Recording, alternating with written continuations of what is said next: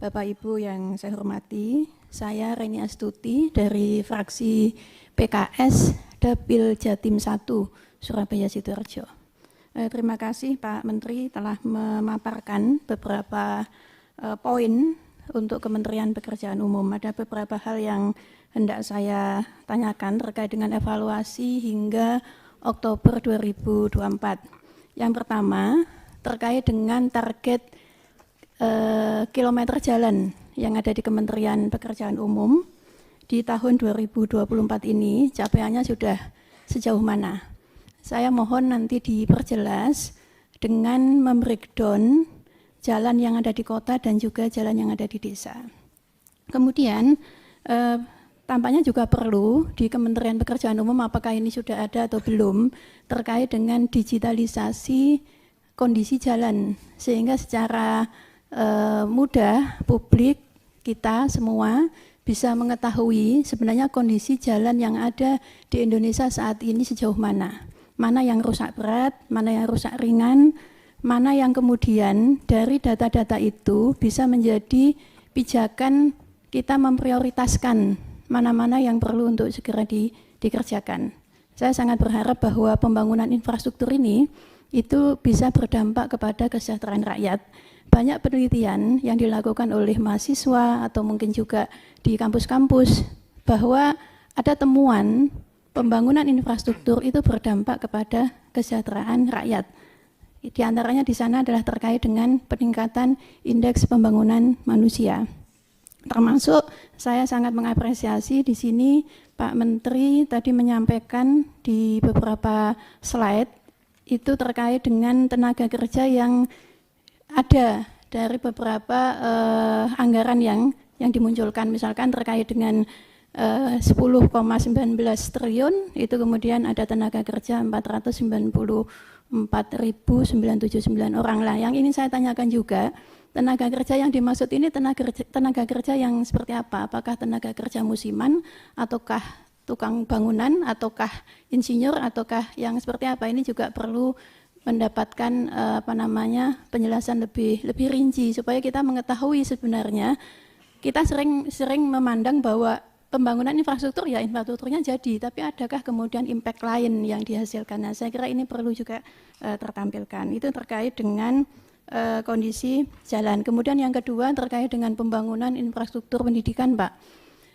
Bulan Juli 2024 ada berita di media sosial yang ada anak sekolah itu berangkat itu masih bergelantungan di jembatan yang rusak begitu. Nah, saya sangat berharap fenomena-fenomena yang ada kalau memang itu benar adanya, saya sangat berharap kementerian segera melakukan koordinasi dengan pemerintah daerah setempat, karena bisa jadi itu menjadi kewenangan dari pemerintah daerah agar kita tidak lagi ke depan ketika kita sudah di Komisi 5 tidak ada lagi berita-berita yang kemudian ada anak sekolah yang tidak bisa berangkat hanya karena jalan yang rusak, ada jembatan yang kemudian rusak itu.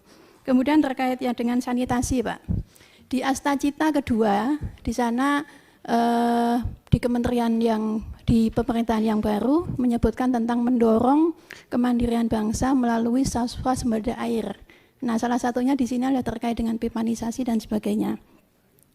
Saya membaca sekilas, apa betul memang target dari Kementerian Pekerjaan Umum terkait dengan penyediaan air minum ke rumah-rumah itu 100% itu di tahun berapa? Saya dari Surabaya, Pak, target di Surabaya itu alhamdulillah progresif bisa mencapai hampir 100%. Nah, sambungan air berbasis masyarakat itu dikedepankan terutama di aset-aset yang dalam tanda petik tidak bertuan. Ya, dengan menggunakan master meter. Nah, saya kira success story di suatu daerah bisa menjadi kebijakan yang kemudian nanti menginspirasi daerah-daerah yang lain. Kemudian saya dari Dapil Jatim 1 Surabaya Sidoarjo mohon informasi terkait dengan pembangunan di wilayah Surabaya Sidoarjo. Saya menanyakan terkait dengan rencana pembangunan underpass yang mengurai bottleneck di depan Dolok di Jalan Ayani. Pemerintah Kota Surabaya secara progresif sudah melakukan pembebasan lahan 29 persil dengan luasan lahan 3.500 meter persegi. Nah, ini saya ingin mengetahui apakah ini sudah direncanakan di Kementerian PU, ataukah di 2025 ataukah di tahun berapa. Terakhir, terkait dengan program padat karya, Pak. Saya sangat sepakat dan sangat mendorong program padat karya ini bisa mengurangi tingkat pengangguran terbuka. Gitu, oleh karena itu perlu juga Kementerian PU bersinergi dengan kementerian yang lain, terutama dengan angka pengangguran yang banyak dari lulusan SMK. Nah, ini saya kira perlu dihubungkan sehingga kemudian anak-anak dari lulusan SMK yang memiliki kompetensi, skill, dan itu terkait dengan program-program yang ada di Kementerian Pekerjaan Umum bisa tersolusi. Saya kira itu Pak Ketua, matur nuwun semuanya. Wassalamualaikum warahmatullahi wabarakatuh.